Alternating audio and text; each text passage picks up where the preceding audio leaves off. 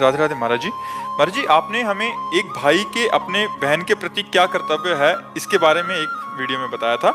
आज मैं आपसे जानना चाहूंगी कि एक बहन का अपने भाई के प्रति क्या कर्तव्य होना चाहिए। अगर भाई बहन कभी आपसी लड़ाई में एक दूसरे को अपशब्द कह देते हैं तो क्या इसका पाप लगता है महाराज जी, या ये देखो, एक घर में स्वाभाविक अनुकूलता प्रतिकूलता में थोड़ा एक दूसरे के प्रति रोष हो जाना वो कोई अपराध के अंतर्गत नहीं आता। जहाँ हम 4 बच्चे 4 परिवार के लोग रहते हैं तो कभी छोटी मोटी अनुकूलता में उसे हमें ऐसा वचन नहीं बोलना चाहिए जिससे उनका दुख हृदय में बहुत लंबे समय तक रहे।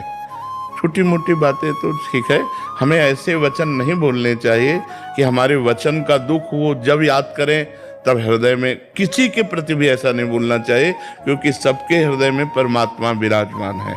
हमको भाई क्या, अच्छा एक भाई तुम्हारे घर का है और बहुत से भाई पूरे भारत में हैं, ये सब हमारे भाई ही तो है ना। हमको भाई के प्रति भाव रखना है। जो हमारे समान है वो भाई के, और जो हमसे बड़े हैं वो पिता के समान, जो हमारे छोटे हैं वो पुत्रवत। हमको किसी का भी दिल नहीं दुखाना, क्योंकि सबके दिल में भगवान विराजमान रहते हैं।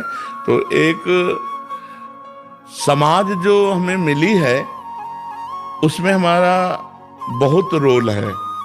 हम किसी की पत्नी हैं, हम किसी की बहन हैं, हम किसी की माँ हैं, हम किसी की बेटी हैं, तो हमको ये सब रोल निभाने हैं। ये हमको एक अभिनय मिला है इस जगत नाटक पर। यदि हम ठीक अभिनय कर ले गए तो हम मुक्त हो जाएंगे। अगर अभिनय में चूक हो गए तो बार बार जन्म, बार बार मरण, ये दंड मिलेगा। तो पहले तो हम खूब नाम जप करें, और एक भाई के प्रति नहीं, हम संपूर्ण भारतवासियों के प्रति, विश्व के प्रति भाईचारे का ही व्यवहार रखें।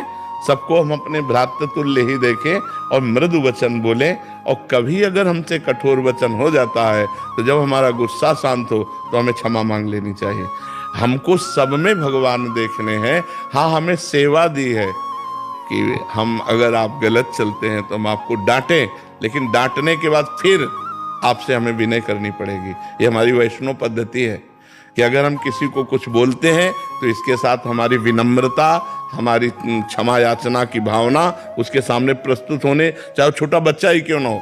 अगर हमने डांटा तो इसके बाद, देखो भाई, हम तुम्हारे अच्छे के लिए डांटा, तुम क्रोध मत करना। हमने जो बोला उसको अगर तुम्हें बुरा लगा हो तो क्षमा करना, लेकिन हम आपको अच्छे के लिए डांटा। तो हमें चाहिए कि हमारा व्यवहार सबके प्रति मृदु हो, हितकर हो, मंगलमय हो।